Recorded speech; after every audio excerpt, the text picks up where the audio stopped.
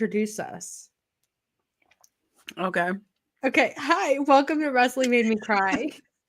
My name is Kylie. This is Collins. And this is a show where we talk about the positive, fun stuff in wrestling. And boy, do we have some good things to talk about today. But first and foremost, Collins, how are you? How was your week? Give us the rundown. Let's see. It's the end of April and allergy season. Like the pollen is on the ground in chunks. You know what I mean? Like it's gathering in the corners. It's not a great time for people who have sinuses, unfortunately. So it's been rough. It's been rough for me. It's been rough for you. And you know what? It just needs to stop. I don't know what the solution is, but I need someone to make it stop for me. Because listen, it's the end of April. I have my finals things going on, and then I have students, and they have their final exams, which I have to grade, and they need help, and they need me to be present. And I'm sitting here, and I'm at my computer for like 6 to 9 hours a day, around there, and I'm just like leaking. Like, it's like a leaky valve. And it's all because pollen outside? Yeah. No. Like, we need to solve this. Isn't it? We don't have a solution. Isn't it because, like, non-natural species are, like, invasive to your current environment? Is that not a thing? It could be. I wouldn't be surprised. But I do know that, I don't know if this is true because I saw on the internet and I didn't look it up. But apparently in like a lot of cities and so on, a lot of the trees that they've planted for landscaping that aren't, natural are male trees and like pollen producers. So maybe that has something to do with it. I don't know. But regardless, someone should fix it and someone should solve it. I don't know. I heard my therapist talk about how this week, because that's something I do, is I go to therapy because everybody should go to therapy. But something that I was talking to them about, it's so difficult to focus on anything like outside of survival when all you can think about is, where's my tissue? Like, yes.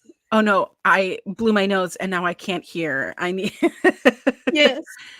It's so bad when I'm in meetings with like my dissertation advisor or whoever, like important meetings, and I'm just sitting there like trying so hard to keep it all in because my eyes are watering, and I'm not crying, like I'm not sad. Yeah. But it's like it's important stuff going on and I just can't do it. Listen, it could be sad. Whatever you want it to be. It could be sad. Oh, okay. So see, has to be something.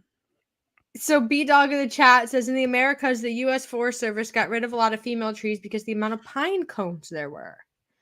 That's interesting. You know what? I haven't seen a pine cone in a bit. Oh, you should come up to the Pacific Northwest because they are everywhere.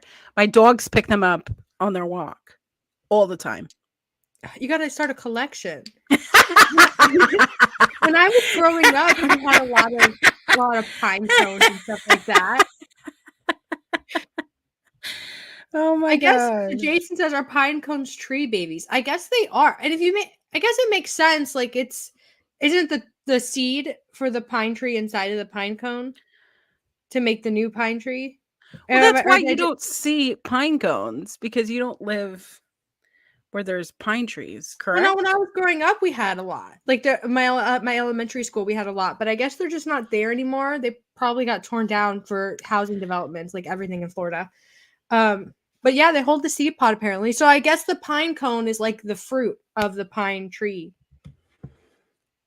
Interesting. If it even comes from a pine tree, I don't know. I'm not a tree expert. Why did this turn all of a sudden it's Arbor Day? And we're talking about it was Earth Day this last week, right? The 22nd was Earth Day. Is that was? It was Earth Day, yeah. Mm-hmm. No, this is our Earth Day. This is our Earth Day. We're talking about trees.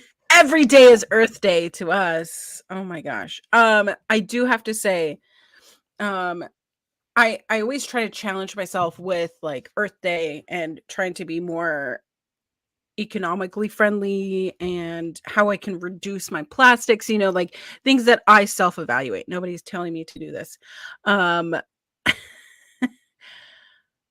And honestly, I'm thinking of all the things that have plastic in it, and I don't have like an easy solution, right? I just bought new shampoo and conditioner. How do you make that less plastic? People have bought shampoo bars, but do you like shampoo bars? I don't know. Curly haired people. I It's don't like shampoo bars because when my hair is curly, and also like I don't know, I just feel like they aren't as effective. Like for me, when I shampoo, I need like a good solid lather for me to feel like I'm actually getting clean.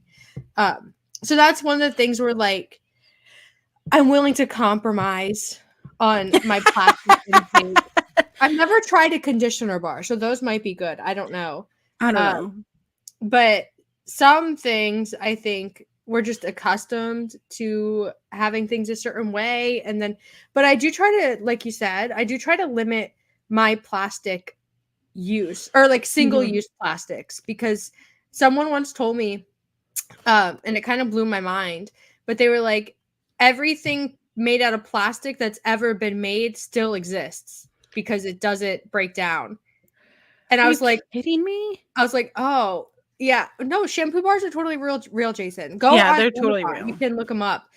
They're really popular amongst like environmental people, but also like people who go hiking for a long period of time, or camping, or like outdoorsy people like that. Because they're super light. They're lighter than shampoo bottles. This made me laugh, and I had to hold it in while you were talking. But B-Dog says Jericho's invading everything. I was sitting here trying so hard to keep it in because you were giving a serious discussion about plastic. And I'm just... It's so good. Oh, no, my eyes are watering.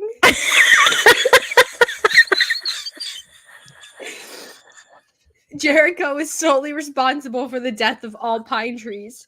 Every forest in Florida that's been taken down is because of him. The Everglades they're shrinking. There's like the Everglades, the swamps, it's all going away. It's all because of Chris Jericho. Oh my God. That's so good. I'm proud of myself for not immediately laughing. I'm proud of you too, because I'm in my own delusion. That was so good. I appreciate it. Keep them coming. I love Chris Jericho jokes, especially when they're at his expense. Oh, okay. How did you like AEW Dynasty, by the way? Was that? How did you like AEW Dynasty? I mean, our podcast went on before the show, so. I loved AEW Dynasty. I thought it was a really, really great show. I thought the matches were really great. I love that I got to see all my faves. But like the thing that I loved the most was Willow winning the TBS championship, Swerve winning the world championship, and Jack Perry. I lost my mind. Yeah, we were jacking it. We were jacking it. We were jacking off, guys. Me, Jason, Collins, everybody. We were jacking it. And I just love that we were in like a group chat. Like we finally made a group chat so that we could stop having these like multiple chats during the show. I love that. It was almost better than the whole show. Yes. Of group chats, love them. And I love that we're like consolidated in one place, because I would have to be like talking to Collins, talking to this person, talking to that person, relaying information. We all talking to each other. And like then you would mention something to be like, oh wait, did I tell Kate from Fightful that? Why did I say Kate from Fightful? You know, Kate from Fightful? I don't know Kate from Fightful. Who's Kate from Who's Kate from Fightful? She sent me an audio message right when we went live, and I haven't listened to it yet because I'm low-key scared. But now it's just sitting there, and I'm like thinking in the back of my mind, like, oh, what kind of jokes is Kate making today? But anyway, we were jacking off. The whole timeline was jacking off. Jack Perry returned to AEW at Dynasty. He helped the Young Bucks win the tag team ladder match against FTR. What a great ladder match. Like, yeah. So good. And remember how we were talking about like, oh, what spots are there going to be? And I told you there was going to be a suplex over the ladder. I loved you and I were sending each other voice messages back and forth when oh my god, the ladder. Maybe one day I'll like screen record some of those and we could be like, happy Wrestling Pride anniversary. But we were screaming. And we were totally right though. Nick Jackson and Cash Wheeler popped off. Like they did some really crazy things in that match. And like my favorite part by far, I think, was when Jack Perry comes in. The security's like, what the heck? Who's this guy? The commentary selling it. It's just, it's just a fan. And they rip off his mask and they have him held against the turnbuckle. And he's got this smug, annoying little smile on. And I was like, we struck gold. The crowd is cheering for him. They're screaming. They're losing their minds. And they keep losing their minds. So that's a good segue into our first topic. Oh my gosh. So Jack Perry, he comes to AEW Dynamite. The Elite comes out of the nice car. It's all fancy. Here's the new Elite, blah, blah, blah. Fast forward in the show, we see the Elite with Jack Perry going into Tony Khan's office. Weird, right? Then it's announced that Jack Perry and Tony Khan are going to have like a conversation in the ring, which presumably is an important conversation that probably should be happening behind closed doors, but it's happening in the ring. Sure. For reasons. Which, inevitably leads to Jack Perry attacking Tony Khan and Tony Khan taking the TK driver or the Meltzer driver in the middle of the ring on AEW Dynamite. Tony Khan is never on TV, first of all, unless he's announcing that he bought Ring of Honor. So, or that his life was in danger, right? Oh, when he came and he sat on the stage and was like, yeah, that was being there for that was surreal.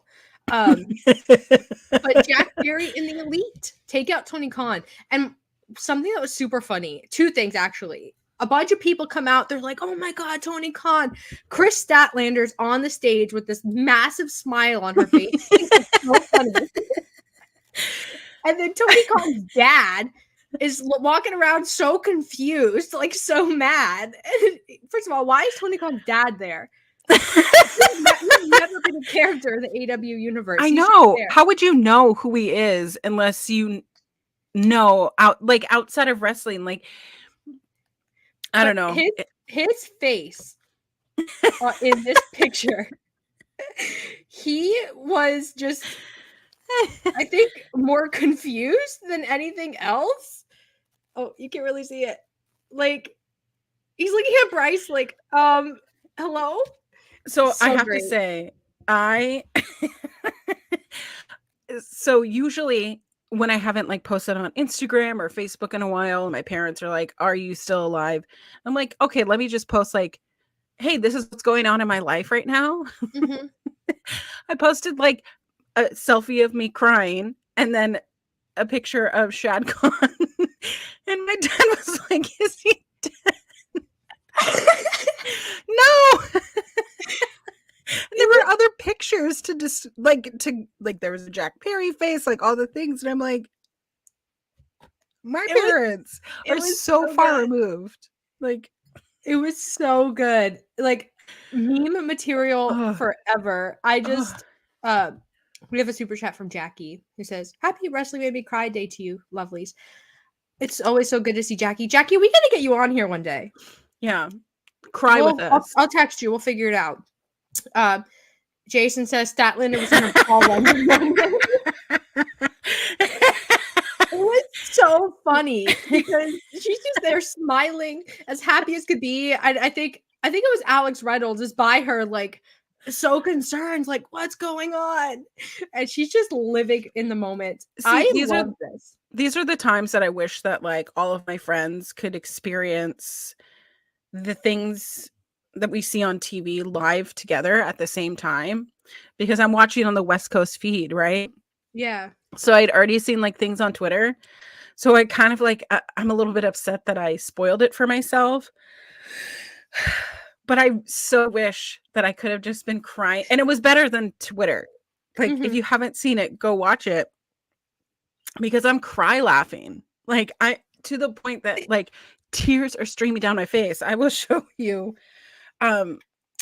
So I got new mascara, and it is perfect for when you want to cry, because it just streams down your face. You know, sometimes with mascara, like, it gets clumpy. Oh, right? yeah, and then it gets in your eyes. This one, it's just like evacuate, you know? Okay. So, I don't know. I kind of like that for me. I cry. I like that because sometimes I cry and I'm wearing mascara and it gets in my eyes and then my eyes get all itchy and irritated, which makes me cry more. Now, see, that is like photo perfect. Like, that's what they try to achieve in the movies. Like the perfect running Literally, mascara. the next picture. I should have put that as the thumbnail. I put thumbnail is Tony Khan and Roderick Strong with their neck braces on. I should have put that. Because that was just such an iconic moment. And then Tony Khan goes to the NFL draft. Wednesday. Yeah. Tony Khan goes to the NFL draft and he has the neck brace on. Yeah. all these NFL commentators are like, Tony. What is happening? It was so good. So good. I know that the people can heavily criticize it, and I just think that those people don't like fun. Like, this is just fun, stupid enjoyment, entertainment. I'm entertained. This is for me and Kiley only, you know? Yeah. Tony Khan books for a specific audience. The audience is us. Yeah. It's funny. I went to the gym Thursday evening, and they had the NFL draft on, and I'm minding my own business on the elliptical or whatever. And like, there was a point that like they had mentioned Tony Khan, and I'm just giggling on the treadmill or the elliptical or whatever. It was to the point where I have friends who don't watch wrestling. They were sending me clips from like CBS, NFL Network, like, and they're like, "What is this?" They keep saying that he took a pile driver. Like, why is Tony Khan wrestling? And I was like, "No, you don't understand." I just think that like people have asked, like, how hard is this move? And you know, you send them pictures of it or videos of it, and it's like, normally people send me like a crazy Darby Allin clip, which get well soon, Darby Allin. Get it by a real bus, okay? Yeah. Well, weird. Karma. Mount Everest really said, "Please do not come. Please do not show up." He was supposed to be climbing Mount Everest, and then all of a sudden he's like, "Oh yeah, Mount Everest." Sorry, he's getting like hit by buses and stuff. Like, Darby Allin attracts weird energy, but it's normally a Darby Allin clip or like a Nick Jackson clip. Like at the beginning of AEW, this is not about Nick Jackson. At the beginning of AEW, I don't remember what show it was. It must have been like the first Double or Nothing or something. But anyway, when Matt Jackson took the Canadian Destroyer off the ladder by Penta, if someone remembers which show that was, you can let me know. But I had multiple friends send me that clip, like, "Hello, what is this? Tell me what this is," because they know that I watch wrestling and I watch a lot of non-WWE wrestling. So it was the same thing with Tony Khan, and it's like not even just friends my age; it's like older relatives because it's the NFL, and they're like, they keep saying that Tony Khan is horribly injured and all this stuff, but it was great. And I love that they kept cutting to Tony Khan smiling in like the Jaguars war room for the draft with a stupid neck brace on. And then Tony Schiavone on Collision is like, "Oh yeah, he suffered, really bad head and neck trauma. So bad that he's there running the NFL draft." Like, okay. But I loved this. And a lot of people hated this angle, the elite beat down on Tony because they thought it was like, I guess childish or like too old school, too annoying, whatever. No, this was good. And listen, this is the part where I absolutely go hard for Jack Perry here. Listen, When I go tweeted hard Jack in Perry the jacking returned, off zone. welcome to the jacking off zone. Only jacking off, only jackins allowed. Anyway, I tweeted when he returned, like, oh my god, the people are cheering for Jack Perry, like showing the footage, controversial, yes, showing the all-in footage, but clearly it worked because Jack Perry is over, like massively over with the AEW audience in ways that like his New Japan stuff alone probably would not have gotten him that over, right? Right. And people were like, people always pop for a return. It has nothing to do with Jack Perry. It's just because he's coming back. Okay, fair. Jack Perry comes to Dynamite, same reaction. So I'm confused. Is Jack Perry over because he just returned and he's the cool new shiny toy? Or is Jack Perry over because people love Jack Perry? Yeah. Like, people, it's a good story. And I totally get it. If you're like, oh, I don't want Tony Khan on screen. I don't want my authority of figures on screen. Like, I totally get that. But I also think that this is the best way to salvage Jack Perry's career. And I think it's working wonders. I really do. Salvage, like it was in the rubble. It was. Like, when he went to New Japan and they're like, yeah, he's going to be a House of Torture. I was like, oh. Oh, yeah. Oh, he's donezo. He is, his career's kaput. But I like the House of Torture. I'm sorry. I don't want to sound like I'm a hater because on our WrestleMania, that's your brand. Yeah, on our WrestleMania episode, we established that I'm just a hater, and now I'm like, I guess I just am. But yeah, Jack Perry's over, and like the whole elite, the new elite, what are they calling themselves? The executive elite, whatever it is.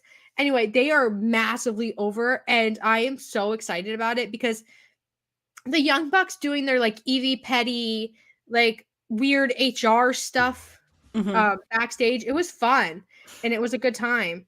But I think that this anti-Tony Khan, where the coup that happened, I think it's going to be good because they also said that Tony Khan is going to be running shows remotely from Jacksonville while he heals.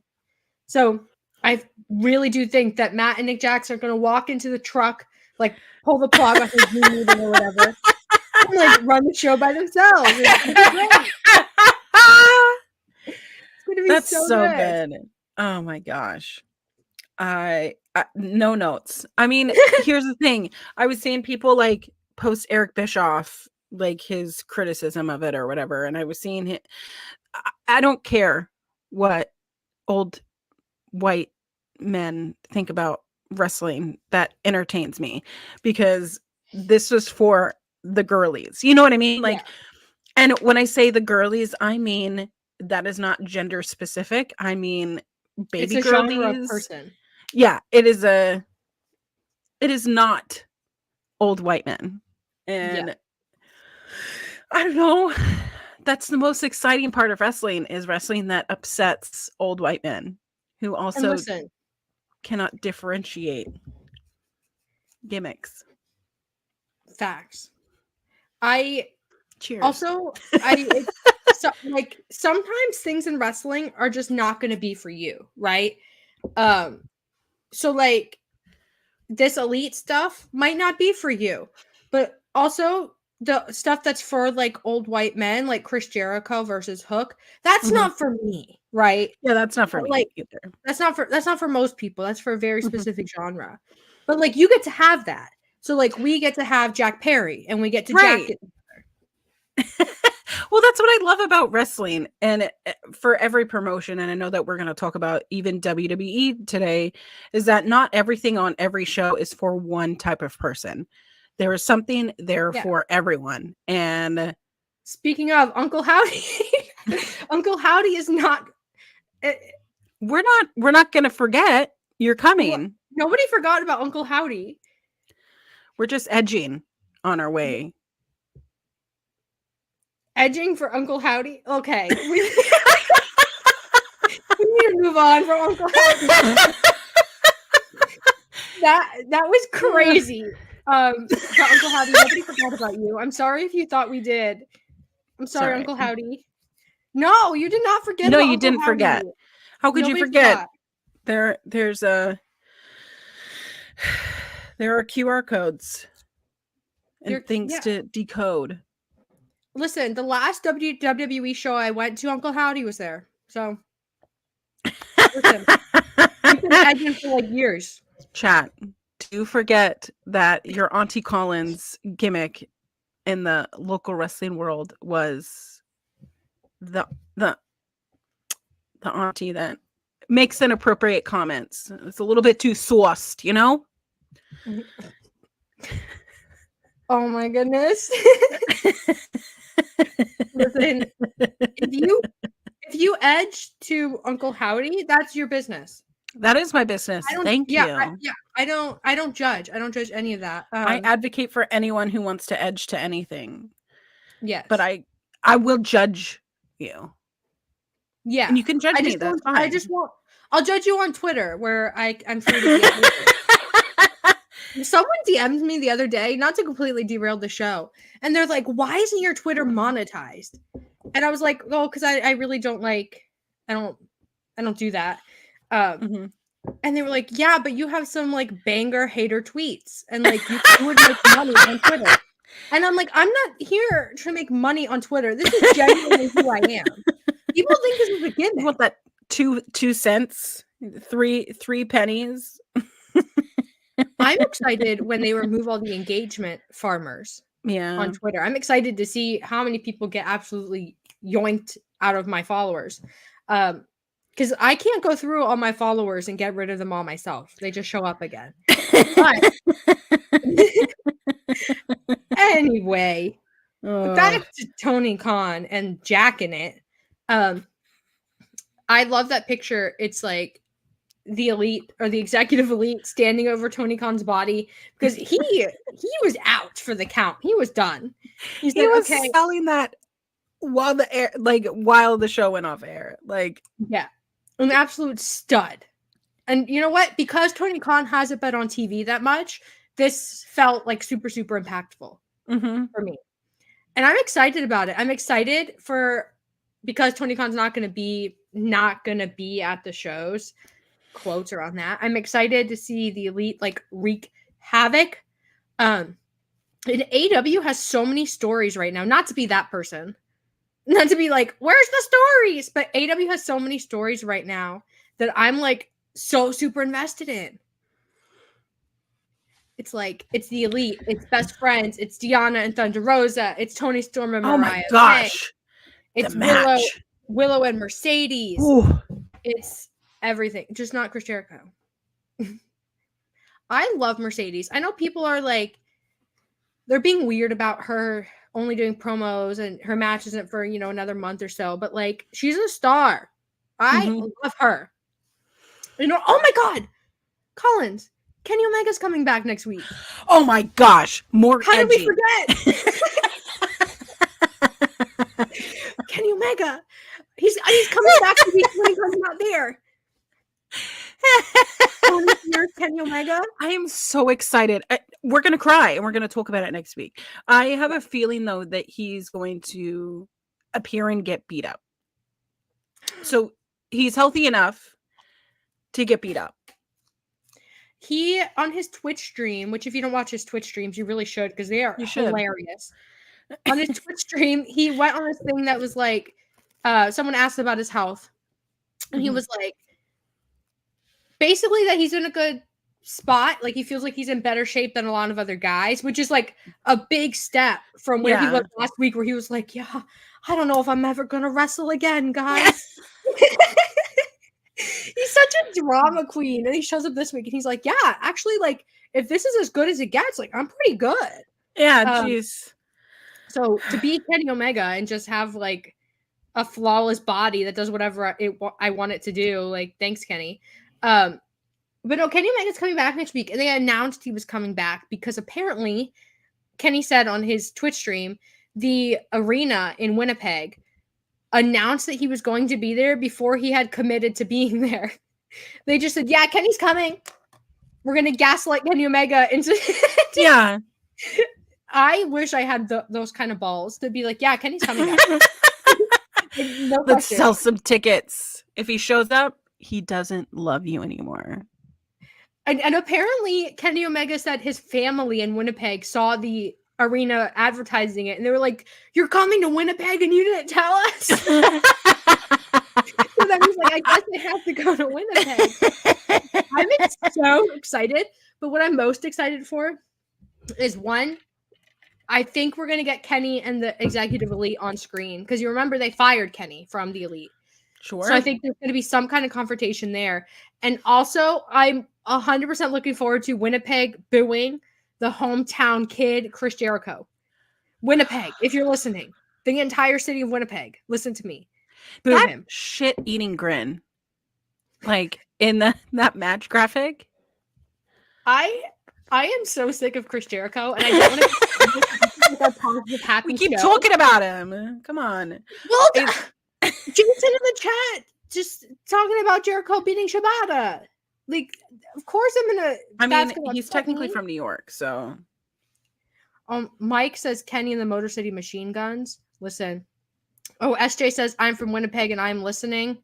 Yes. Thank you. SJ, you need to go to all the people in Winnipeg. I want you to go door to door, okay? And be like, hi. I need you to, you're the only person in Winnipeg here. You need to like take this as your personal life goal. I can't believe that we've been listening to Judas since. So the song came out in 2016. Do you remember? Because it came out and then NXT used it as a song for one of their takeovers. And that's when I was into the song Judas. We've been hearing Judas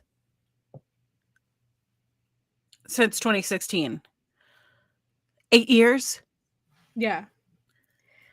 However, I've been listening to Alter Bridge for 20 years. I'm not sick of that. Everything comes back to Metalingus. On this day, I see clearly. Anyway, back to Kenny Omega, because I love Kenny Omega. He's my favorite wrestler ever of all time. Continue. Mm-hmm. I'm excited. One, because I think the summer is a place where AEW really starts to pick up, starting with Double or Nothing, because it's like Double or Nothing straight into Forbidden Door, and then All In, All Out week, which again, these two shows are in the same week again. Which I have thoughts about that. You can go back and watch Tag Talk if you want to know my thoughts about that. But I think that there's going to be like really great stuff for Kenny Omega to do if he's wrestling. He could show up in Winnipeg and just cut a promo like, "Hi, Winnipeg. I'm like the best wrestler from Winnipeg." Yeah. And that could be it. But I also think that that's a wasted opportunity if you don't put him on screen with the Young Bucks. But the fact that they announced him, I lost my mind. It was like Christmas for me. Because the last few years for Kenny Omega fans have been hard. Yeah. He's in and out and in and out. And not for good reasons. For sad reasons. But yeah. Kenny Omega, AEW next week in Winnipeg. Or I guess it's this week now because it's Sunday. In Winnipeg. Jason bringing up Halloween Tag Talk in the chat feels like a crime. Halloween Tag Talk is its own universe, which everybody should go watch. There was one year I was the Young Bucks, both of them, and I had I had a stuffed rabbit. What? Oh my god! I dressed up as Matt, and then I had a stuffed rabbit that I dressed up as Nick, and then I think that was the year that Haley was Hangman, and then we were the Young Bucks. Cute. And then we were Edge and Christian last year. So wait, is there going to be? Okay, so I know that this is well in advance. Let's see. Okay, so this year, Halloween lands on a Thursday. So I'm assuming that we're going to do it on the 27th of October. Yes, we're going to do Halloween. Okay. And then what? There was a couple times we did a nighttime tag talk, which we should do for this show. And it was absurd. I feel like I've been in those ones because my old job I couldn't really. Yeah. Oh yes. The Thursday night tag talk. Yeah. We should bring that back. Listen, I don't know. I mean, Thursday's ROH, so maybe not Thursday night. Well, we can cry whenever you want. Yeah, we'll do a nighttime special for grown-ups only. We'll do it. There was like some days on Tag Talk where it felt like a fever dream, but that's okay. That is okay. Because you know what? This show, we started with pine cones, and then we talked about edging to Uncle Howdy. So, like, I can't judge my past self when present self is. Next week is in Winnipeg for Dynamite. Yeah. Then Collision is in British Columbia. And then the following week, it's the one that I go to. Wait a minute. I guess that is 2 weeks from now.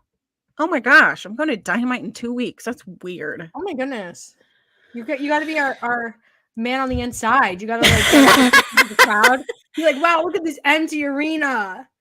Like, I'm not going to do that. I'm probably going to like try to say hi to as many people as possible. Yeah.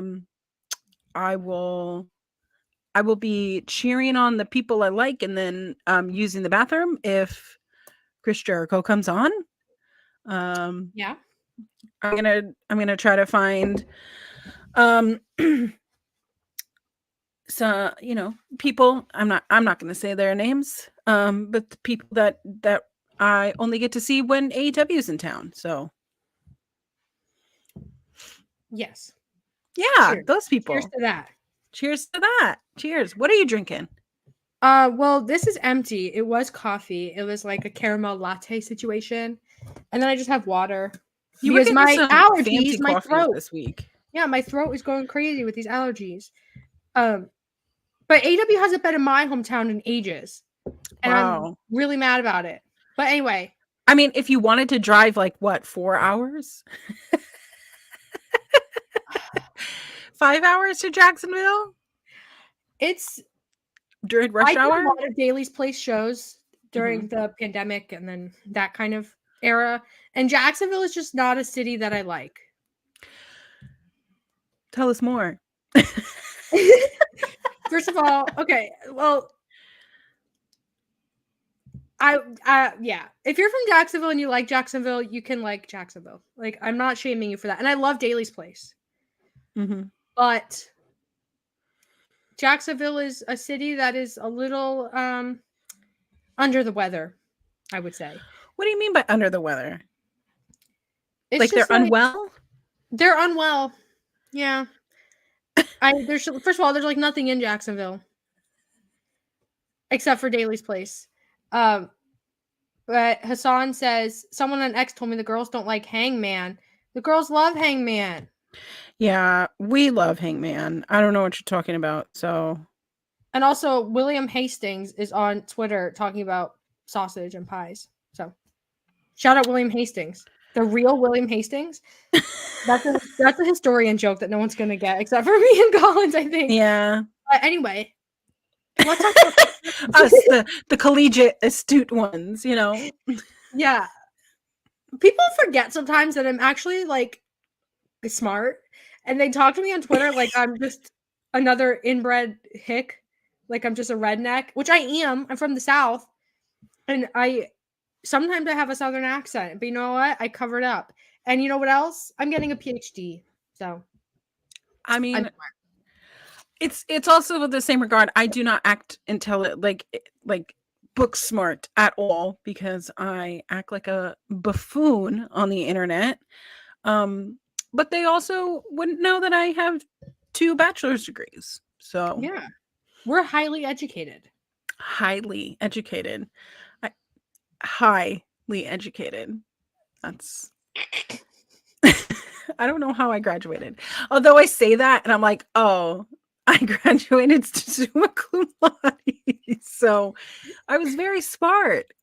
You just gotta know. Here's a 411 on college, right? Listen to the words that your professors say, especially during their lectures, and remember the key things that they say. And when they say, write this down, write this down. And then if you're handing in essays and papers, you see like, oh, I'm getting critiqued on this specific thing. So I need to remember that. So that when the final exam comes and I'm looking at my papers and I go, oh, they wanted me to specifically remember about the Spanish Inquisition, and they want me to remember this key fact. There you go. That's how you study. I wish Tony Khan would think like that. Like the amount of times that we're like, Tony on weekly TV, Tony, we don't like this. Tony, we don't like this. Tony. And then the final exam, the pay-per-view, he's like, here it is on the main card. And we're all like, Tony, Jay White is on the pre-show. Right. Why? Oh my gosh. Okay, Jason, that is very I don't know how to click things. Student loans do suck. Because I've paid now. I've been out of college now for 10 years. I've paid more than my original loan was for. Mine are frozen because I'm still in school. I still owe like, I don't know, 10 grand, 11 grand. I haven't. Tony Khan, if you're listening and you want shills, AEW shills. Listen, I would be an AEW shill. Just give me money.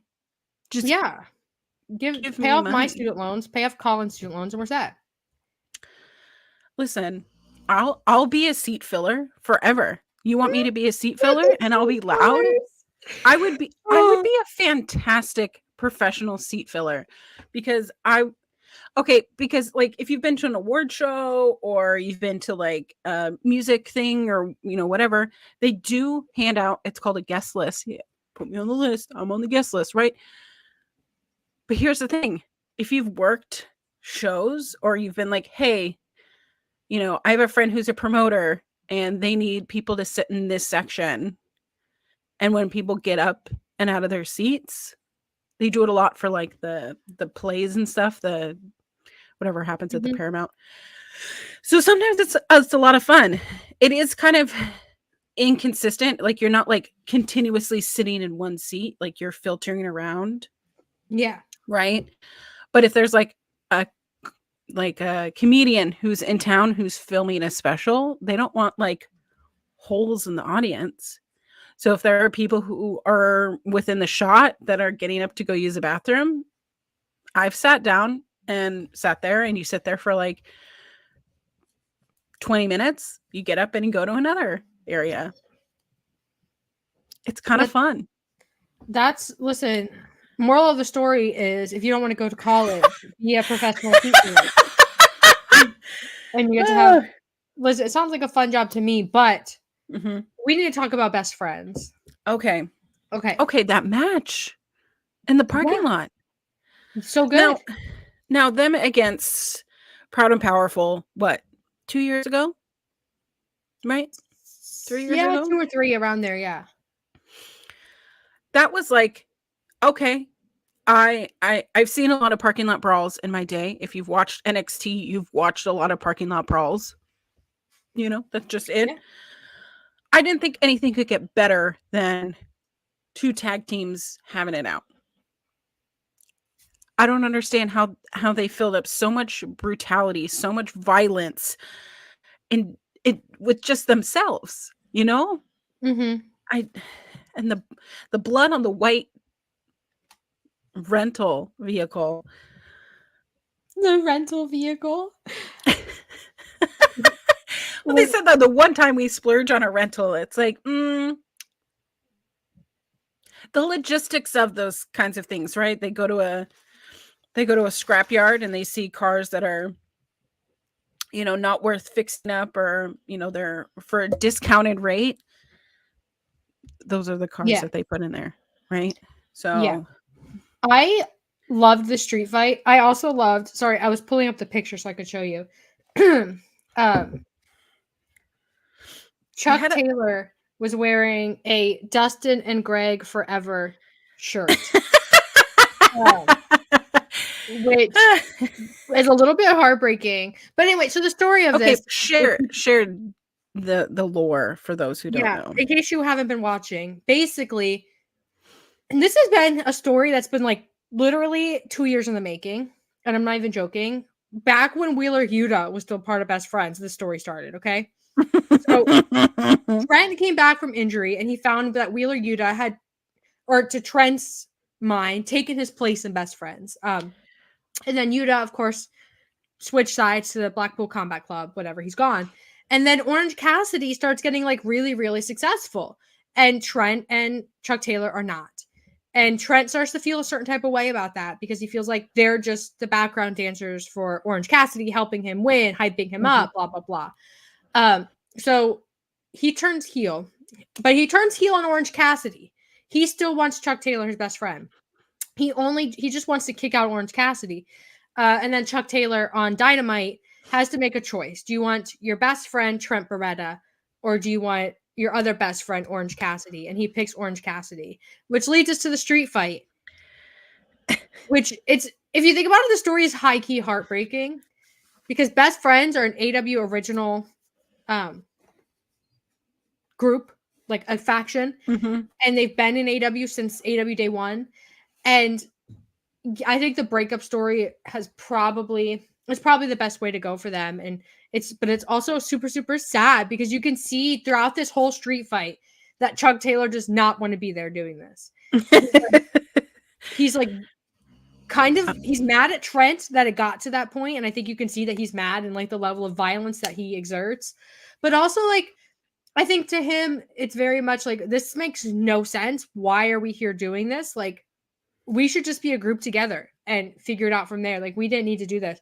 But Trent, like, I also sympathize with him because, like, you come back from injury, everybody's all chummy with Wheeler Yuta. Nobody really cares that you're back.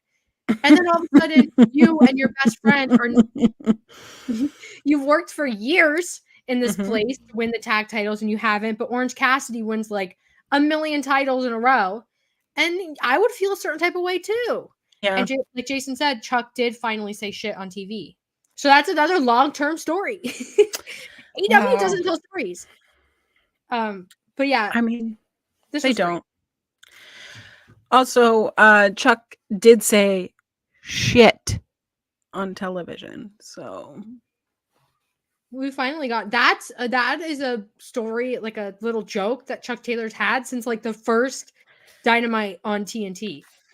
Like I think it was around like the very, very beginnings of AEW on TV because everybody was saying shit and Chuck Taylor never got to say it. He did now. The lore, when you unpeel the onion. I can't wait until AEW goes on some sort of streaming platform because I would really like to watch those old episodes.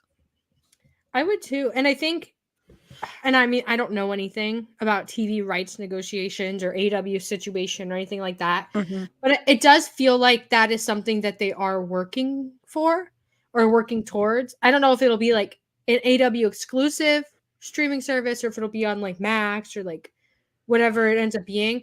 But I do think now, 5 years in, AEW has a sizable library with a lot of like historic things on it that you should, at least in the US, we should be able to access more freely. I think if you have fights like internationally, like AEW Plus or whatever it is, I think that you can get them from there. I'm not sure. I'm not entirely sure, but I think so. But I would like to watch them because I have my pay-per-views that I bought on Bleacher Report. So I can watch my pay-per-views again. But I can watch, I can, I can't watch like the Dynamite or the Rampage or the Collisions or anything like that. Yeah, Jason says AEW Plus has all the old episodes. We don't have AEW Plus in the US. We don't have AEW Plus. I mean, you can use a VPN to get it, but like I'm not about that. I don't know how to do that. Here's the thing. As I was talking with one of my friends last night, I was pissed because whatever the game that was on before Collision last night ended early or something. So my stream, my DVR, because I took a little nap, so I was a little late to watching it. It was 15 minutes into the show. So I am very mad at Sling because that's what I have to watch because I don't have cable. Who has time to have cable? Who wants to pay to have cable at this point, right? So I don't know. How do you watch AEW television? I also have Sling TV. Listen, Sling TV, it gets a bad rep. Yeah. But like for me at least where I live, it's cheaper than cable and cheaper than paying for like all the streaming services that I would need to, right.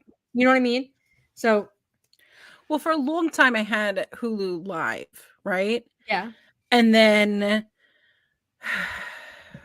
Hulu Live went up from like $60 to $70 to $80. And I was like, this is insane. Yeah. And then I went to YouTube TV or whatever it is, plus whatever it's called. And I didn't like how I didn't have as much for the same amount of money. So I heard about Sling. I've liked Sling up until now, but I just feel like... Yeah, all these live TV services, their prices just keep going up and up and up. But like YouTube TV, apparently now you can get AEW pay-per-views on YouTube TV. I don't know how that works. Don't ask. I buy all my pay-per-views on Bleacher Report because I have a library of pay-per-views there. I'm not switching to Triller.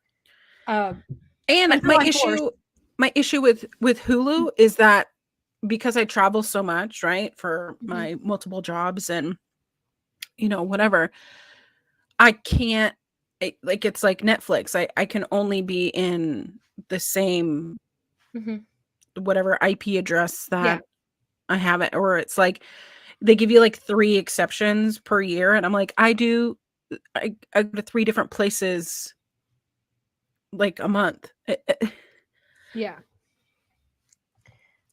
I don't hate myself.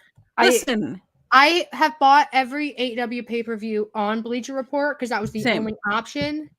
And now I don't want to split up my library or whatever. I like them all in one place because it's easier for me. And I've never listened, Bleacher Report, other people have had tons of issues. I've never had issues with Bleacher Report. I'm gonna be straight up honest.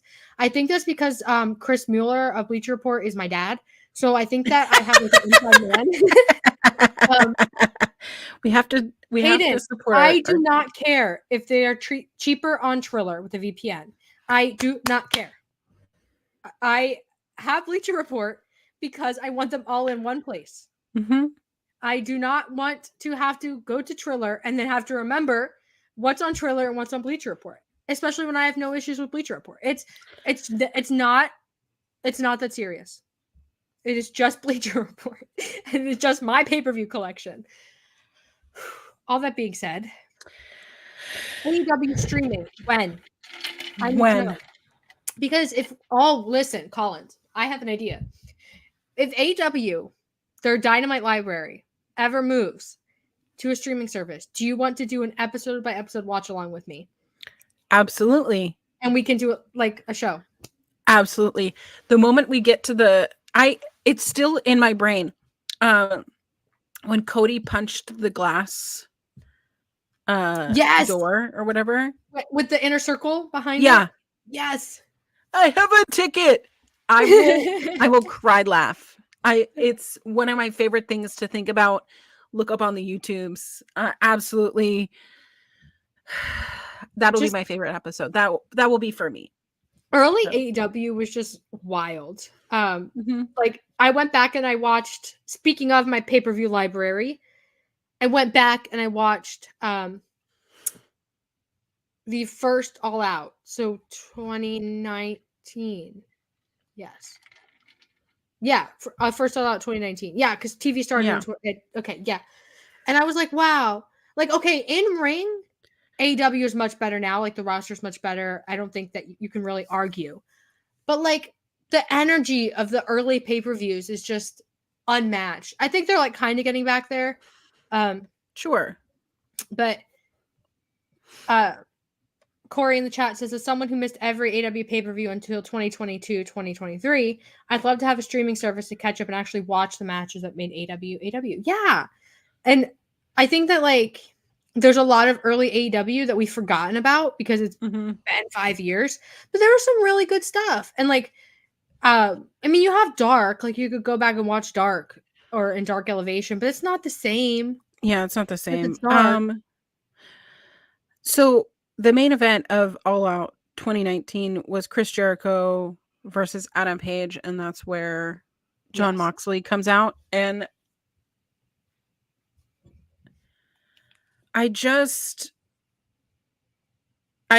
agree that it was a different kind of he also had Hunter Horse Hemsley, yes. R.I.P. I do think that we're getting back into that flavor of AEW. Because like on the show you have SoCal Uncensored, SCU, Pac versus Kenny, yeah, I forgot about Dark Pac Order, versus Kenny. Best Friends, Riho versus Shida, Lucha Brothers versus the Young Bucks, which Ray Phoenix is back. Hello. Oh yeah. Oh my god. Welcome back, Ray Phoenix. That match with it's not Black Taurus anymore. Who what is their name? Somebody in the chat tell me who Black Maroose is. I'm gonna butcher it, so I'm not even gonna try. Yeah, Jason's right. Moxley did have MRSA at All Out. That's why Pac subbed in. The Beast Mortos. Thank you so much. Shout out people in the chat. You guys are great. Yeah, you guys are great. Without you, we would just be talking to each other, which I have no problem with. So Christopher Reed says you could just save them to a hard drive or Blu-ray. You think I know how to do that? Yeah, it's a good idea, and like thank you for the suggestion, but I have no idea how to do that. And I honestly don't know if it's legal. So I'm not even gonna try, okay? For legal reasons, this is a joke. Anyway, back to AEW stories. Were you ever like a kid who like stole things? Oh yeah. Okay. So there was one time that I stole, like I would just like steal candy bars or whatever. Like when your mom's going into the convenience store, it's easy when you are below counter height to just like swipe it and put it in your overall pockets, right? And then you'd get home and my mom would be like, where did this wrapper come from? And you'd have to say like, oh, I bought it with my money. When did you buy it with your money? Ooh, what money? Ooh, I'm a child. Ooh, you know, like all the things. So there were times that like my mom would be so embarrassed. Like it was getting to that point of like every time we would go into the convenience store, she would just like want to leave me in the car, you know, because I would take things. Yeah. And I would like take things that I wouldn't even like consume. It was just, I didn't like gum for, you know, a lot of my life. So I would steal gum or like, you know, if it looked pretty or something. And my mom told me, oh, you hear the police sirens? They're coming for you. And that's what cured me of my thievery.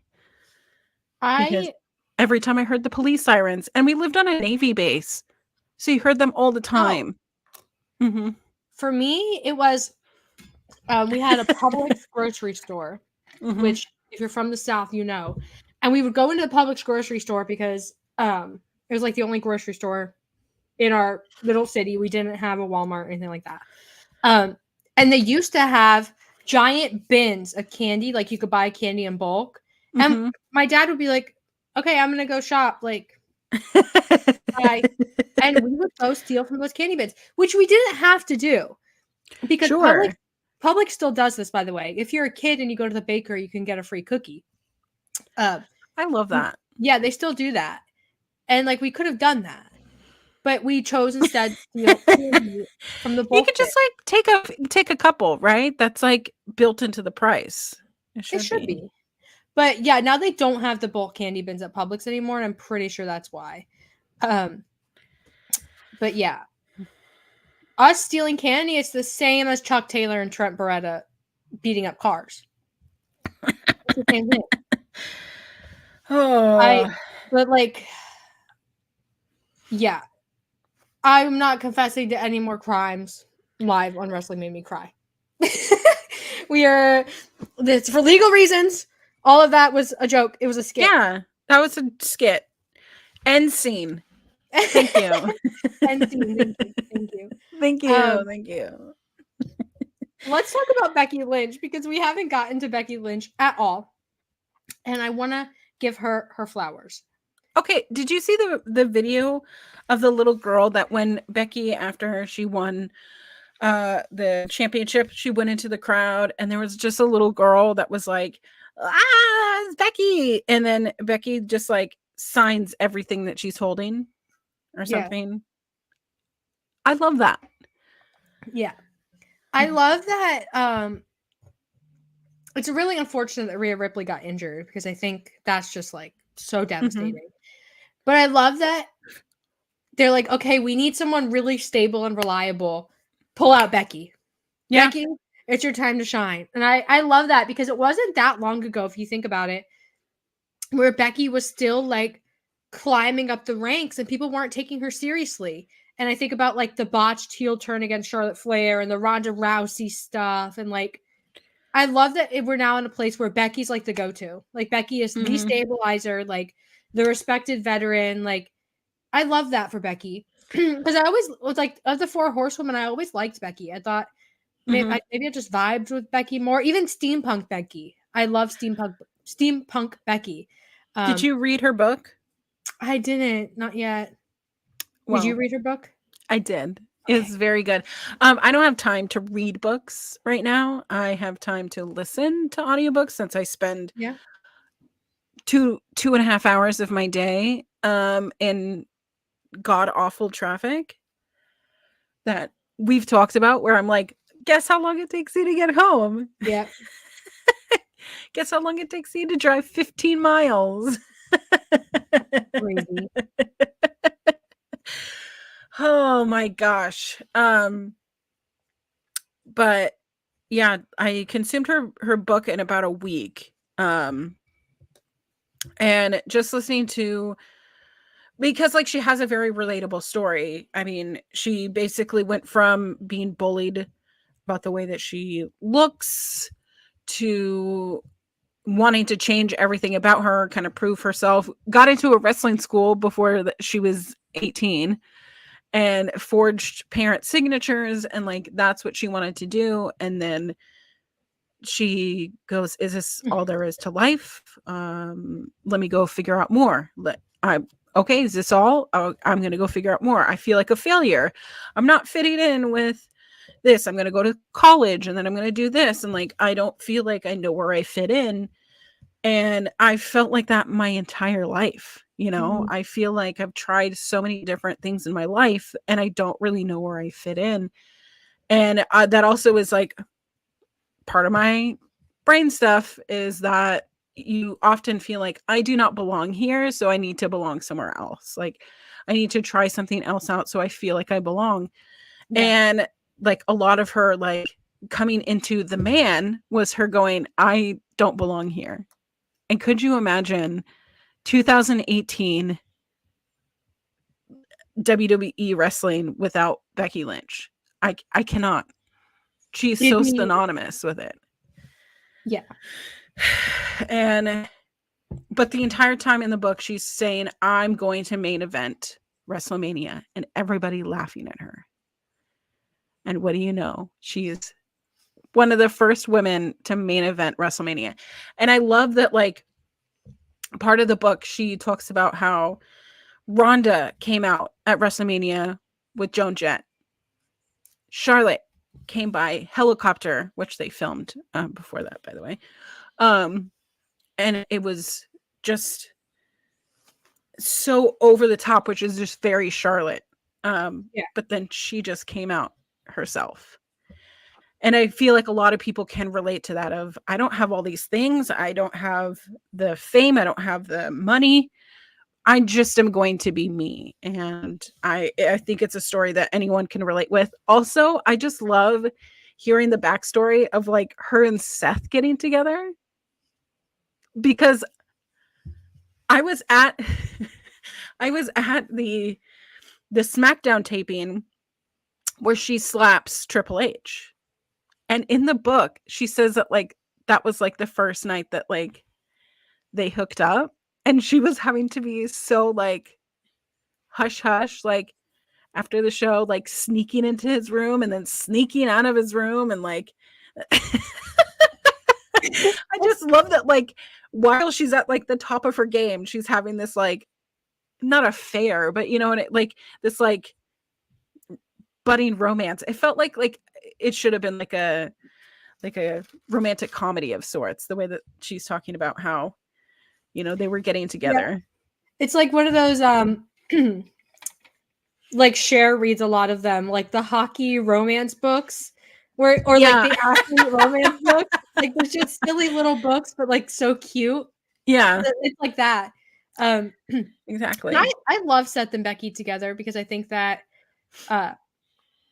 it's two people who genuinely love wrestling with everything they have. Like, you know, some people they love WWE, or they love like the indies, or like they love a specific type of wrespling. And Seth and Becky are two people that I think genuinely love all of it and like really want to see wrestling succeed.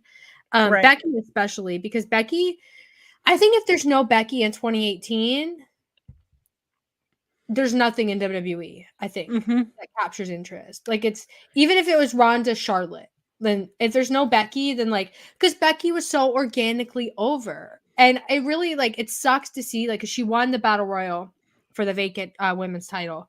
And it sucks to see people be disappointed in that. Because, like, she was the smart choice to do it. And Becky has never been a bad champion. Becky's, to me, in my opinion, Becky's always been a great champion. I mean, the first time that she won a main roster title, she did get hurt legitimately. Yeah.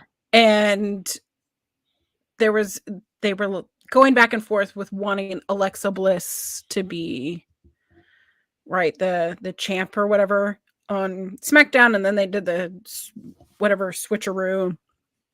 Was it Carmella? No, now I'm getting all that era confused. But there was a time that it was like, yes, finally Becky got a belt, because she had always been Charlotte's lackey. She was in PCB. Like, she wasn't part of that feud.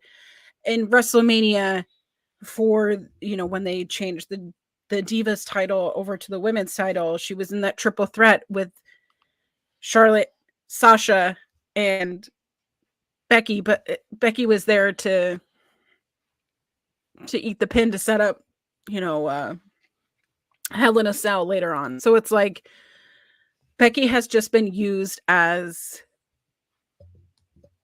the gateway for somebody else. And I think that when she didn't win Money in the Bank the one year that Alexa Bliss won, I think that that's when that was the gear up towards the man. And yes, I don't know. I don't understand people going, oh, she doesn't deserve it, or, you know, it should have been Liv. Hello, are we not telling a story with Liv?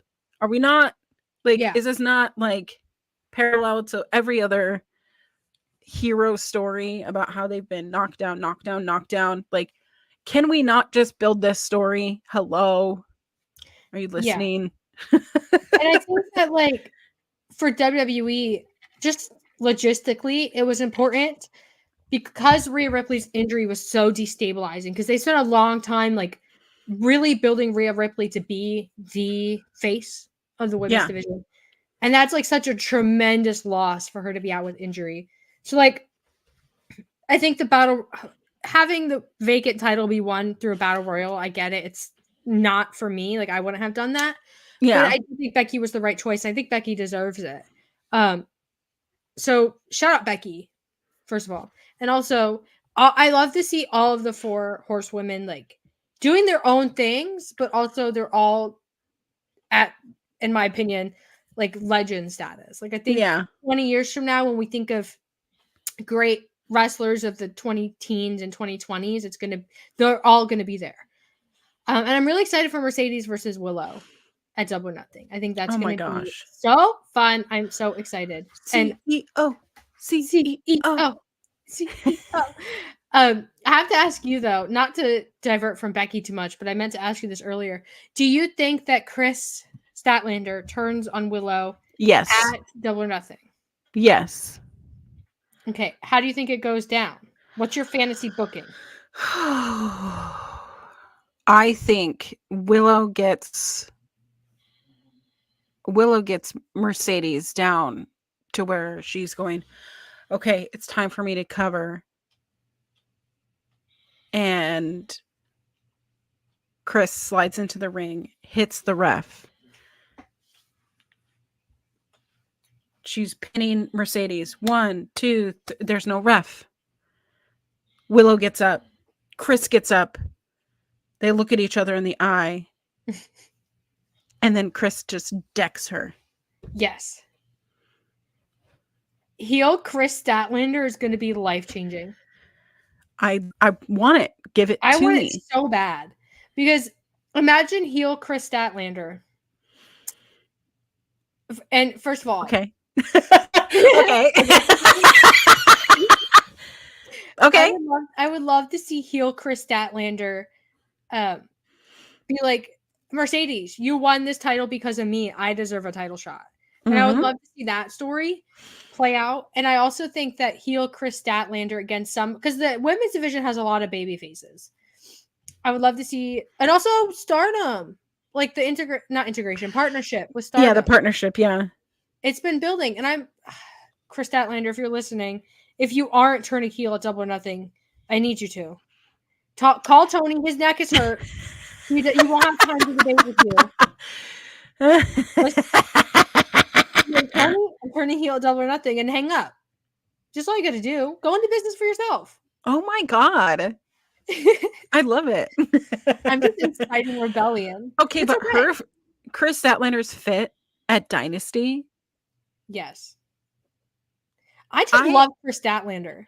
I mean, I know that I mostly like, there are like, you know, I'm pansexual or bisexual or whatever you want it to be called. I know that like there are specific types of men that I'm attracted to, but I'm usually just attracted to like everyone that's a non-man, right? There is something in Chris Statlander that I'm like, I get it. Yeah. She's beautiful. Gorgeous, stunning. Yes. And it's just like, first of all, she's such an underrated wrestler. Right. It sounds outlandish to say in 2024, but she is. And I think it's a lot of it is because, you know, the back-to-back injuries. People like forgot about her a little bit. But I would consider Chris Statlander a pillar of AEW. I really would. Yeah. And she's just such a wonderful human being. And I just want the world for her. And you know what? I will never boo her. She could turn on Willow and I would cheer both of them. I would say, yeah, Willow, and yeah, Chris. Just because I love both of them and I want them both to succeed and be happy. I agree. I want her to be happy too. Chris Statlander, if you're listening, let us know if you're happy. Yeah, come on the podcast with us, please. Oh, yes. Willow's always welcome. Chris is always welcome.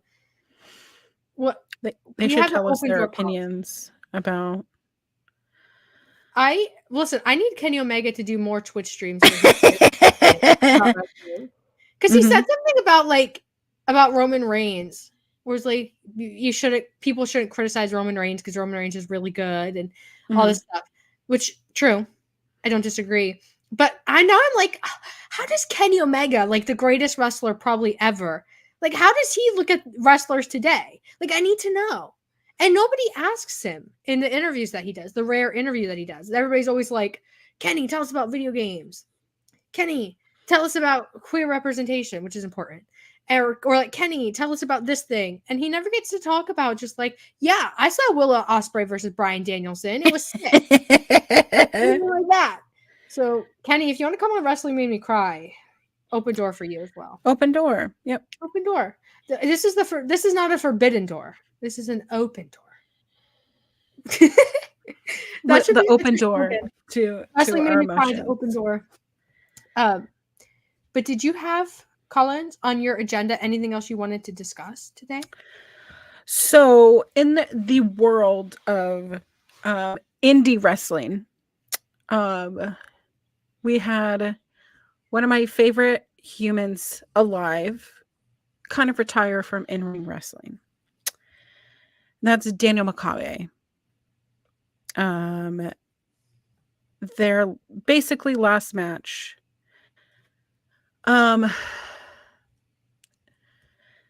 Prestige against Zack Sabre Jr., correct? Correct me if I'm wrong. You don't know. Do you know? I don't know. Do you know who Daniel Makabe is? Yes, but I don't know this match. Okay, well, it made me cry because, I mean, listen, I get that not everybody has time for additional matches, right? Or additional shows on TV.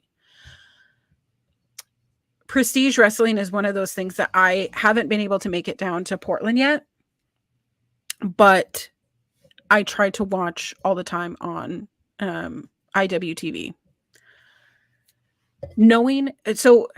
Going back to my old promotion, right, that I used to work at, 3-2-1 Battle, Daniel Makabe was already established.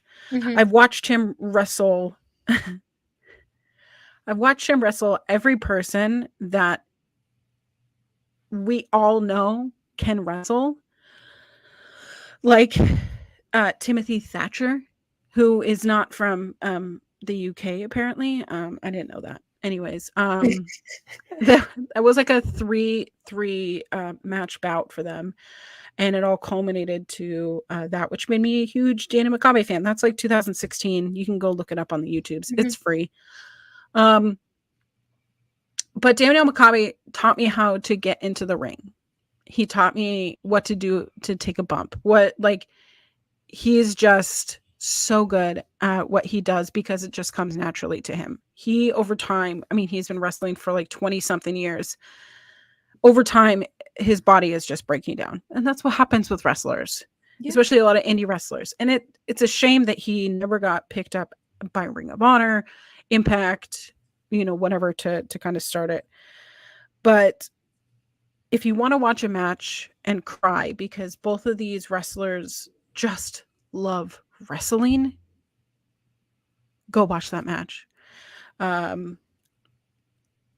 If you just feel like crying, just watch any Daniel Makabe.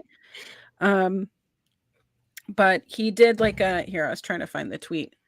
He did like a recap of Prestige Wrestling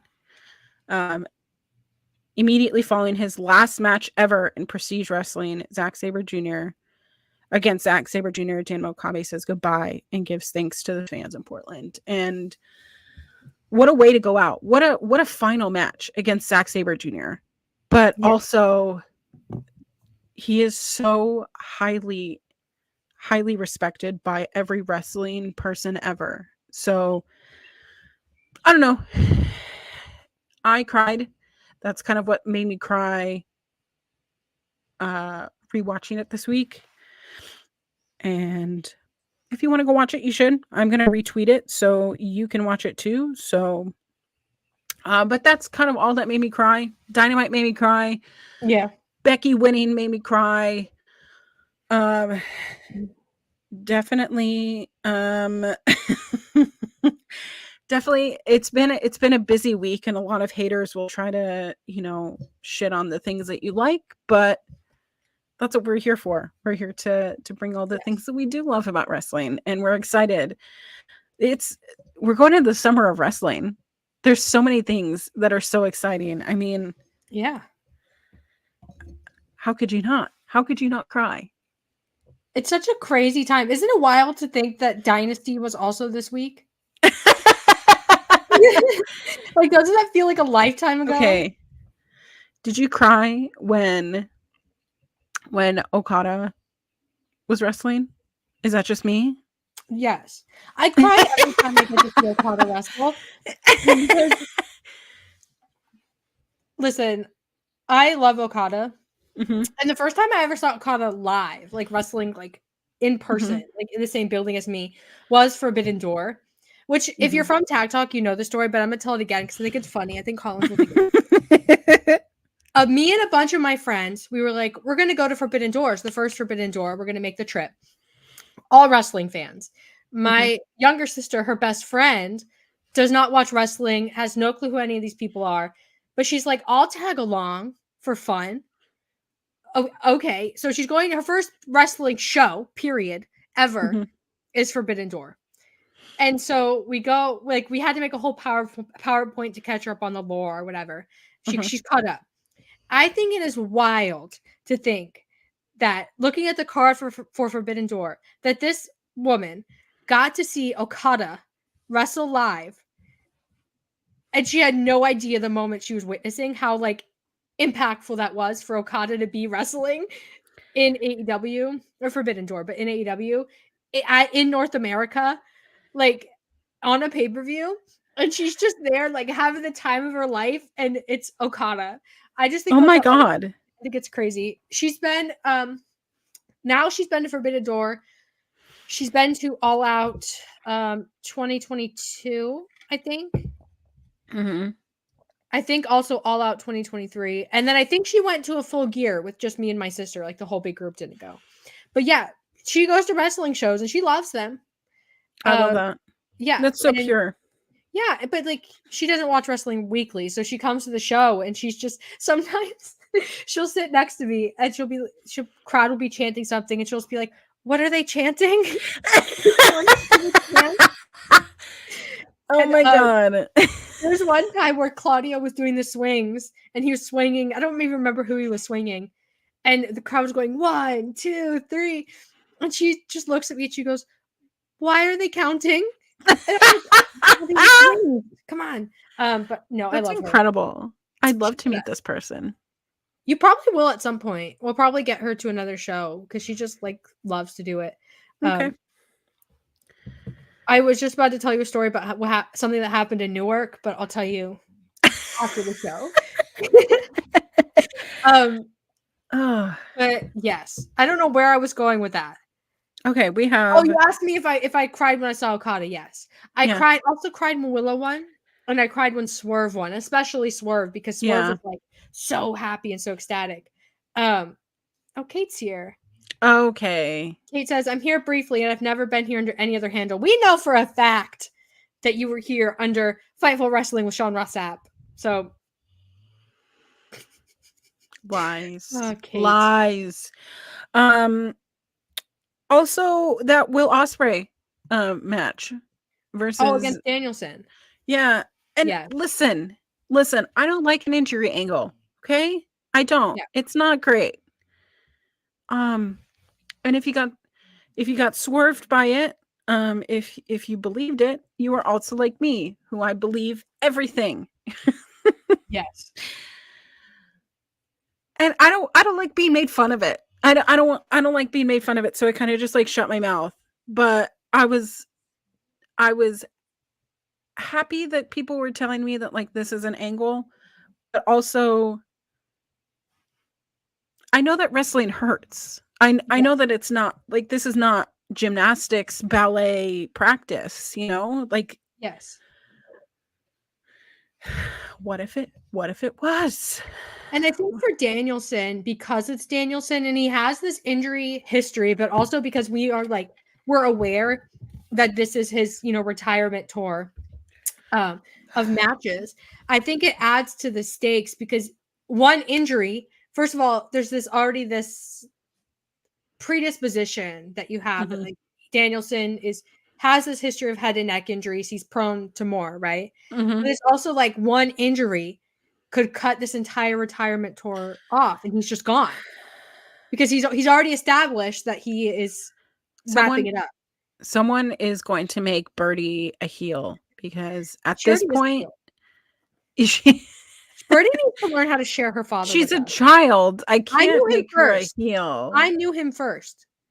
I watched Bryan Danielson in ROH when I was a child. I mean, Birdie, fair. You know what? I have rights before you. So. Okay, well, I'm not going to talk about that. That's a. Papers Birdie sucks. Let us keep your dad. Oh my gosh, just a child. I can't. Maybe Birdie should just drop out of school and become a wrestler. Okay. I don't know how I feel about that. Then she can go on the road with her dad. It'll be good. I already don't understand why. I mean, I guess never mind. Save it for after the show, I guess. But listen, the Danielson injury did get me. I'm not gonna lie. Because I was thinking about Will Ospreay versus Ibushi from Wrestle Kingdom, whatever it was. I don't remember the number, but I think it was a Wrestle Kingdom. And he actually did give Ibushi a concussion on accident. But now every time Will Ospreay's in the ring with someone and they're selling a head injury or a neck injury or something like that, my brain goes back to that traumatic moment of Ibushi ragdolling in the ring. No. And so this also, Danielson is just a sicko and a really, really good actor. And so I wish he didn't act so well, because here I'm sobbing and going, oh my God, was this a big mistake? What? Because anytime I see the doctors, I'm like, oh, this is real. Yeah. And then Will Ospreay selling it in the media call, I was like, is it? I don't want to I don't want to say it, but yeah. I know people are going to make fun of me, so. Yeah, and I love that Will Ospreay is sort of, at least in the media call, he's like, yeah, I feel like dog shit that I heard Bryan Danielson. Maybe I need to reevaluate some things. And I love Will Ospreay. I was an Ospreay hater in New Japan, but for whatever, he was just. I know that this always gets me heat, and if Caden is still here, he's going to text me and whine like the child he is. But when Will Ospreay was in New Japan, I just always felt like he was out of place, and I didn't enjoy it. And a lot of his matches that are praised as so great in New Japan, I'm like, I get it, but no. But in AEW, he's so sincere and very much. I'm here because I'm going to support my wife and my child, obviously, but also I'm here to have fun, and I'm here to, be an AEW and fight all of these people and be a great wrestler. And so I'm excited for Ospreay to do whatever. They kind of teased on Dynamite Ospreay versus Jay White in the Casino Gauntlet match. So Kate says you're being overprotective of Kenny. No, I didn't like Will Ospreay even when Kenny was there. Kate, stop accusing me of things. Listen, I didn't like Will Ospreay because of Kenny Omega. So can that be the reason why I didn't like Will Ospreay? Is because of Kenny Omega? I did love Will Ospreay versus Kenny Omega, both of them, and I loved Ospreay Danielson. I'm looking forward to Ospreay Omega 3 and whatever else Will Ospreay does. I'm assuming Jay White is on the agenda. They would be kind of dumb if they didn't. I'm assuming Adam Cole is on the agenda. There's a lot of them. He walked this week. He walked on television. Yes. Listen, there was so much that happened this week, and we just spent so long talking about pine trees. I know. Well, pollen sucks. But yeah, Adam Cole walked on his actual foot. Did you just get that text from Kate? For Kate just texted to our group chat. She sucks. Let us keep your dad, in response to a picture that Colin sent of Birdie Danielson. That's what we're saying sucks. This child, come on. Kate is trying to work an angle here. She wants to wrestle Birdie. Sean is off doing all these matches on the indies for charity, and Kate wants her piece of the pie. But he just wants to fight a kid. Her target is Birdie Danielson. I love that for her. If you beat Birdie, then maybe you can get Brian next. An almost 7-year-old child. You beat Birdie, you get Brie. You beat Brie, you get Brian. Live on AEW pay-per-view, Kate. What do you think? We can make it happen probably. Birdie's birthday is in October, and so is Wrestle Dream. And knowing that that's probably going to be his last full-time in-ring match, it's going to destroy me. Okay. I need Birdie to wrestle Finley, Dax Harwood's daughter. the one who beat Jeff Jarrett and his cronies. Yeah. Was Jeff Jarrett there at that time? Or was it was Jay Lethal, Satnam Singh, Sanjay Dutt? Mm-hmm. Yeah, Jeff Jarrett had to have been there. He was there. Yeah, with the pencil. Like broke the pencil. Mm-hmm. I love Dax Harwood, not to derail completely, but I love on Twitter when he posts about Finley, like her school assignments, it's all about wrestling. And he's like, I never wanted her to like wrestling. And she's like, yeah. She's like, yeah, my dad's a wrestler. I love it. Listen, not all the kids can be like Adam Copeland's kids who are like, I love music and drawing and art, you know? Yeah. And I also love when little girls are into wrestling, because like I was a little girl into wrestling, and I know that it's hard because like you get old and you gain sentience and you realize that there's a lot of misogynistic things, so it's hard to stay invested in wrestling. But I love Finley being into wrestling. I don't know if Birdie's into wrestling. She's into gardening, so whatever. Their son, Buddy. Like, listen, Brian, just bring them on the road with you. You can celebrate regardless for like their well-being, having a stable environment, education. Brian Danielson has spent 20 years establishing himself as our dad. And so the fact that he's choosing 2 over the million, I have issues with it. You have said, yeah, Kate, of course, Birdie doesn't even care. Yeah. Brian Danielson has made a career out of being the dad of wrestling. That's what you've got out of his career, is being a dad? Yeah. Are we reading the same book? I don't know. I take things so literally, so I get it. I get that I don't get the subtext of... I think it's because so many of us grew up with him. Like, okay. I think like, we just have that attachment to him because, like, I watched ROH with Danielson, and then he went to WWE. I watched it, and then AEW. I watched it. He's just like such a dad. He's a dad to you. That's fine. He can be your dad. Like, I feel like AJ Styles is a wrestling dad. He's got his names of his kids on there. You should petition to get your birth date or whatever. Needs to put everybody's name on there. We are your children. Oh my God! Do you remember when? This is like completely off the rails now. Do you remember AJ Styles was wrestling Samoa Joe in WWE? And Wendy. Yeah, when he was like, "I'm your daddy now." Oh. First of all, weird. But then also I'll never forget, AJ Styles goes to the crowd, picks up his small child daughter while he's sweaty and covered in blood. And she's just like, Daddy, you're bleeding. Iconic moment. Where's that kid? We have Finley, we have Birdie, we need that kid.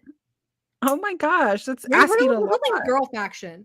You know who else has all daughters? Okay, well, Adam Copeland. Christian has a daughter. She already made her AEW debut. We saw her. Jeff Hardy has daughters. Matt Hardy has one daughter. Everybody has daughters. We could build a girl faction. Becky and Seth have a daughter. Jon Moxley has a daughter. Mm-hmm. I mean, those 2 are younger. But Jon Moxley's daughter is going to break necks. She looks just like him. I know. It's scary. She's going to... So listening to Renee Paquette's podcast, she'll talk about how, like, oh, you know, I have a figure, so I brought that, and like, you know, for her to play with, and hearing about how, oh, you know, they were fighting each other, and it's like, oh, you have your daddy and you have your mommy, and their kid is just being violent with it. That was the story I was having. Listen, when I was a kid, I didn't have a whole lot of WWE figures. I had a Triple H. I had a Randy Orton, which I still have. My nephew has them now. And then I had a bunch of TNA figures because we had like a little, kind of like a dollar store in my small rural town that only sold TNA figures. Oh my God. And then I had for Christmas one year, I got an actual WWE ring because I had a TNA ring, an Octagon. I got a WWE ring, and it came with a mini Bobby Lashley. He's like this big. I still have him. Maybe I'll find him and put a picture on Twitter. And that was like that little Bobby Lashley was like my favorite toy. But the ring that I had, the WWE ring, it came with like chairs and ladders. It was like a TLC Extreme Rules situation.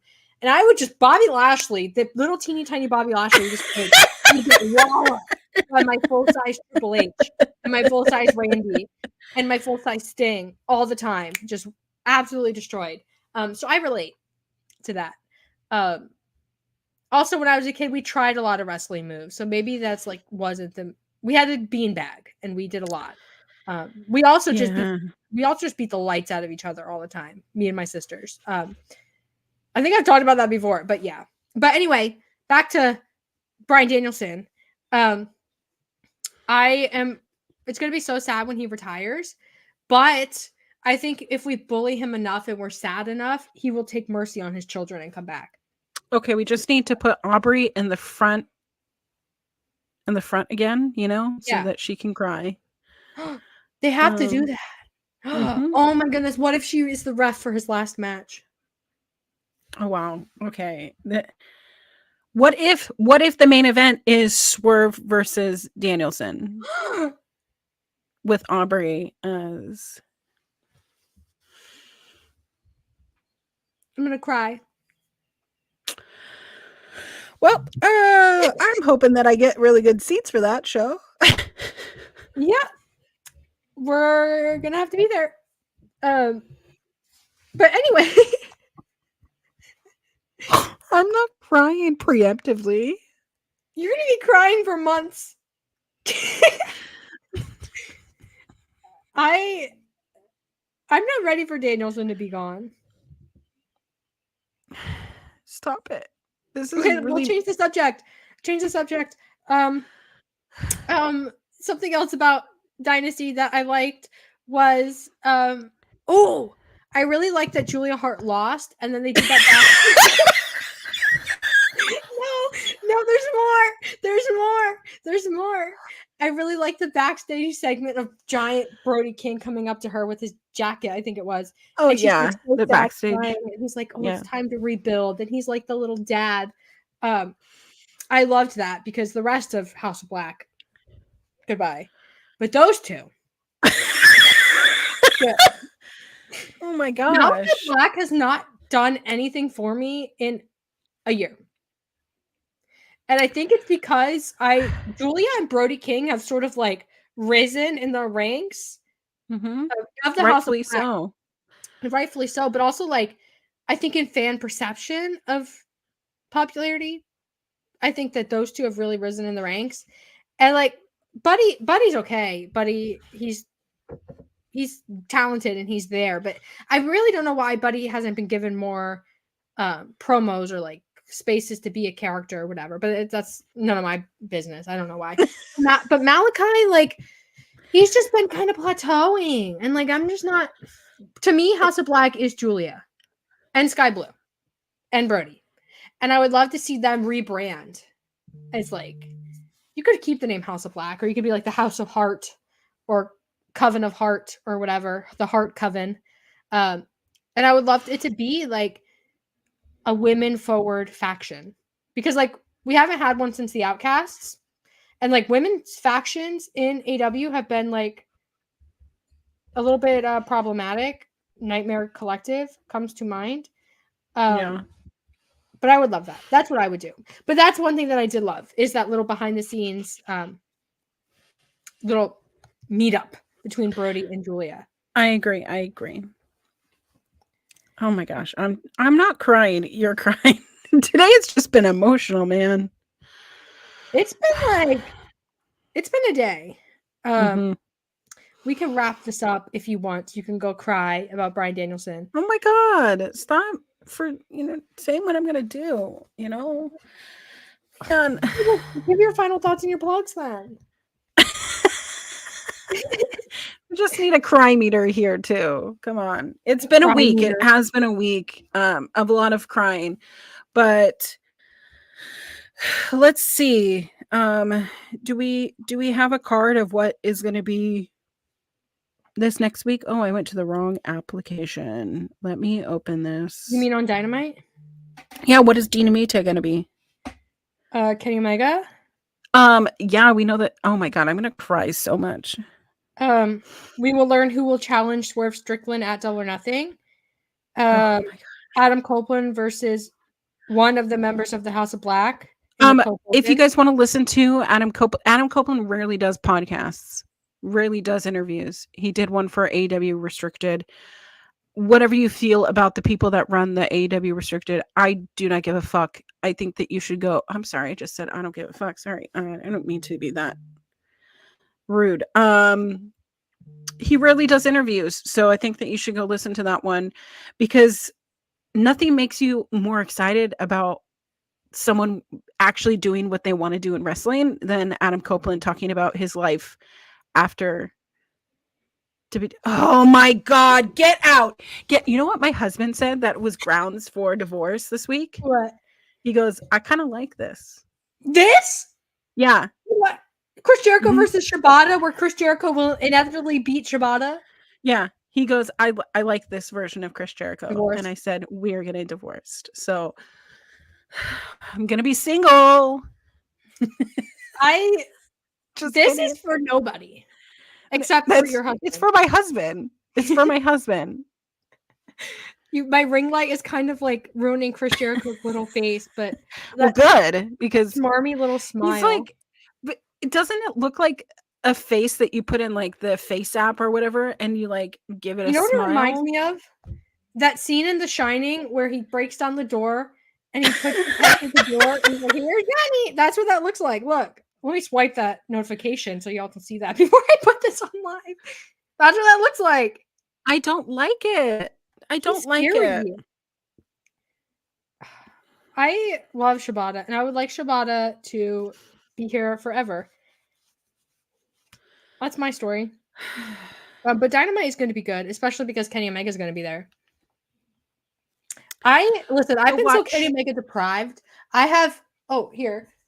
Go watch AEW after this, and see what Kyle O'Reilly took from us. His hair. His battery's dead. Fist versus yours. Wait, there's one line he says. I want to try to get it. No. Kenny, go on.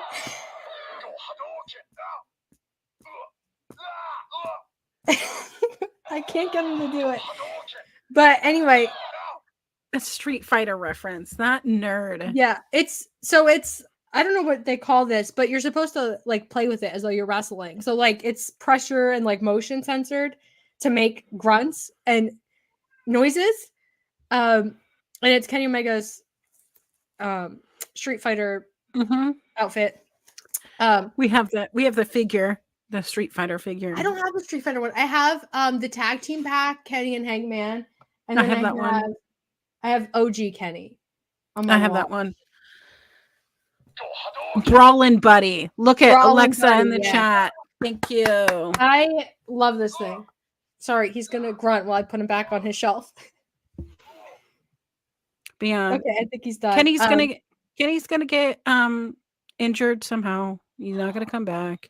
Sorry, he fell. I also have the Kenny Omega trading card that my friend Ethan gave to me. That's so special. Kenny, shut up. I should have moved him because now he's just going to keep talking anytime that like the AC clicked on and then it just enough pressure to trigger him. But yes, the highlight of Dynamite is going to be Kenny Omega coming back. That's the moral of the story. Also, I would like it if Shibata beat Chris Jericho.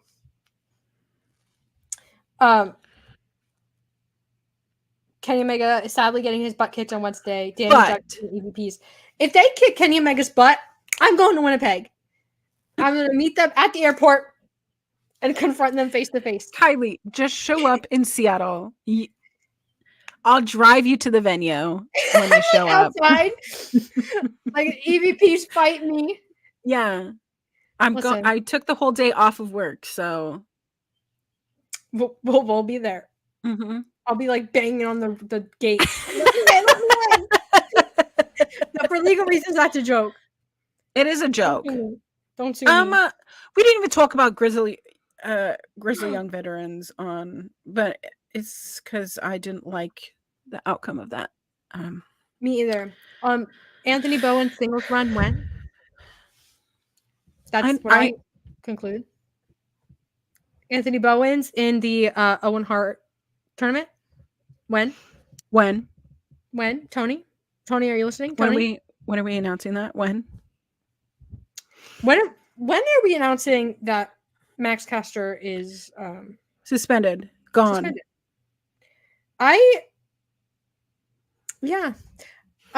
Someone was comparing him to, like, you know how The Rock used to do those, like, jabroni whatever, like he would have them a lot during his feud with John Cena, and I was like, okay, but they were never to this insulting level.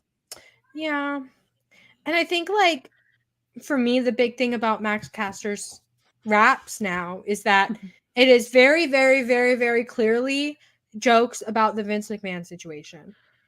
And I'm not here for that. I think that there's other things you could do. Like, you're wrestling grizzled young vets. There's, like, a lot of jokes that can be made about, like, them being in a, like, developmental, or, like, them being old, or, like, being from a bad city, or, like, things like that. I don't mind. But it's like wearing a scarf in Florida. Yeah. It's like, this is why I'm not, I don't make the jokes here, so. Yeah. But yeah, Grizzled Young Vets should be signed to AEW, and they should be featured in the tag division, because if you have the Young Bucks FTR, which Cash Wars court day is coming up, we're coming up on the AEW. I don't know. We need something. And then Grizzled Young Vets, and Top Flight, and Private Party, and Bullet Club Gold, and Blackpool Combat Club, and all these teams. Like, they're so good. And we can finish with this, because I think this is really interesting. Who is Team AW for Blood and Guts? I think Kenny Omega. I think Samoa Joe. I think Adam Copeland. Mm-hmm. I think Will Ospreay. Oh, one more. Maybe Dax. I mean, he's got nothing else to do. He got a concussion. Oh, well, he'll be healed. Okay, not Dax. Let me look at my wall. Oh, Eddie. Oh, Eddie. That's a no-brainer. Yeah. And then Team Executive Elite, of course, those four, and then probably, like, Jay White. No, Adam Cole, maybe. I don't really care. Yeah. That's what I think. Thank you for the question. I'm into it. I'm into it. A Tony Khan special guest referee. You think he's going to be selling this injury through June? I think he's going to be selling this. He's going to milk this for all it's worth. I think that he's really going to be like, oh yeah, I fractured my C4 vertebrae or something. Something completely outlandish that he would not be walking around if it happened. And I want him to be like, yeah, I had a concussion, and now, like, I've lost all sense of smell or something. Something crazy like that. Yeah, just go for it. Be goofy. Okay. Well, anyways. We said we were going to do 2 hours again, Kylie. I know, but it's okay. I had a good time, so it's okay. It has been a good time. What do you got to plug this week? Well, wrestling made me cry. Live every Sunday at noon on Fightful Overbooked, which is the best channel in all of wrestling media. Mm-hmm. This is like a weird week for me, because, like, I talked about this a little bit earlier. Like, I have my personal finals, I have students, and they have their finals, and I have to grade things, and it's a hard life. Mm-hmm. But I'm going to try to live tweet Dynamite especially Kenny Omega's return. So be on my Twitter for that. You can follow me on Twitter at Kiley Wrestling. Yeah. What do you have to plug this week? I'm just waiting for Kyle K. Sparks to be back. But in the meantime, I'm having fun with guests on Thursday evenings for Honor Ramble, which is a play on words for Honor Rumble. Someone asked me, why is it called Honor Ramble? Do you guys just talk the whole time? I'm like, do you not understand? It is a play on words. And yes, we ramble. I had a great episode this week with Sam, who you should check them out. I've retweeted them. It's Samantha _ I think 1719. I don't know. Go on OLE Podcast, Our Local Establishment. That's where that show is. And I don't know. I'll be finally home. I'll be finally home in my own home this week. Which will be great. And then I can actually start streaming me playing The Sims and have some quiet gaming. And we can have fun. So we love The Sims. Thank you guys so much for joining us. This was like a really, really fun show. And you know what? One thing I learned is that pine cones come from female pine trees. That is because of all of our allergies. I'm going to go outside and get some pine cones just for you, and I'll mail you some pine cones. Please do, because I have none. Well, like I have. You can plant your own trees. Yes, I can do that. We can repopulate Florida with trees that have been destroyed by predatory housing developments. Anyway, thank you guys so much for joining us. Listen, it was a long week in wrestling, and there's a lot of stuff that we still didn't cover. But you know what? Mm-hmm. That's fine. That's why you should follow us on Twitter, because we'll cover it there. And we did our plugs completely out of order, and now my brain is like frazzled. This is Fightful Overbooked. There's a lot of really great books on Fightful Overbooked, like Coexisting with Rob and Maggie, like FMC, like In the Weeds, all of those shows. So go to the playlists, and you can just see what's going on Fightful Overbooked. There's probably... You know what I loved about... What? Well, I think it was last week, is that Cher and Jeremy were going over the Taylor Swift album that came out. Yeah. The 31 songs or whatever. And I just love that people were in the chat being like, this is a wrestling podcast. What are we doing? And I was like, no, it's for funsies. It's for fun. We are having fun. Like, Fightful Overbooked is the place. Like, this is wild. There was an episode about the OC. Like, yeah, Indeed is another great show. It's about indie wrestling. But I was talking about this with Mike from Indeed, where like Fightful Overbooked is the place where like all the sickos are. If you work for Fightful, you're on Overbooked, because everybody on the main channel is so polished. And absolutely. Like, I mean, Sour Graps, but Sour Graps is its own thing. And it's like, we're here to talk about wrestling and be like super profesh. And on Fightful Overbooked, it's like Pine Trees and The Devil Wears Prada and Taylor Swift and Jeremy and SP3 stealing the Tag Talk background for a year because they liked it more than their own. Yeah, Fightful Overbooked is the Wild West, and it's where all the sickos are. And I love that about Fightful Overbooked. But anyway, subscribe to Fightful Overbooked. Go find shows that you like. There's a lot going on here, if you didn't realize. Wrestling and non-wrestling content. And this is Wrestling Made Me Cry. We're live every Sunday at noon Eastern, 9 a.m. Pacific. We talk about the positive stuff of wrestling. It seems now that 2 hours is going to be our standard time, which I'm very, very happy for, because I don't get to talk about wrestling at any other time of the week because I am too busy to have a second show. But listen, I love it here. Wrestling Made Me Cry is a great show. And you know what? Next week is week 8. That's 2 months. Look at us. Who would have thought we got the... Who would have thought? But yes, we'll be here next week to talk about what is inevitably going to be an insane Dynamite with Tony Khan being MIA, Kenny Omega being back, all the things. And so you don't want to miss that. I will tweet about it. It'll be a good time. Thank you guys so much for joining us. And we'll see you next week. Bye.